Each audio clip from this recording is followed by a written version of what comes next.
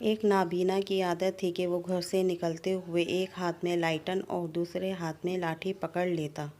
لوگ اکثر اس پہ ہنستے کہ نابینا کو لائٹن کی روشنی بھلا کیا فائدہ دے گی۔ وہ لوگوں کی باتوں کا جواب دیتا اور نہ ہی اپنی عادت بدلتا۔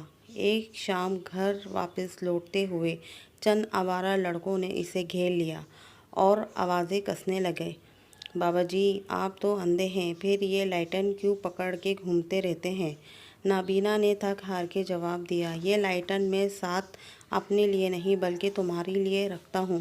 ایسا نہ ہو کہ نابینا والے حضرات کے زد میں آ کے جان سے ہاتھ دھو بیٹھو، اس لیے لائٹن کی روشنی سے بھلا تم کو یاد دلاتا ہوں کہ نابینا میں ہوں، تمہاری آنکھیں سلامت ہیں۔ مجھے ڈرائیونگ سیکھنے کا شوق چڑھا اور میں نے ٹرینر سے کہا، میں ایسی ڈرائیونگ ایکسپرٹ بننا چاہتی ہوں کہ جس سے کبھی کوئی ایکسیڈنٹ نہ ہو۔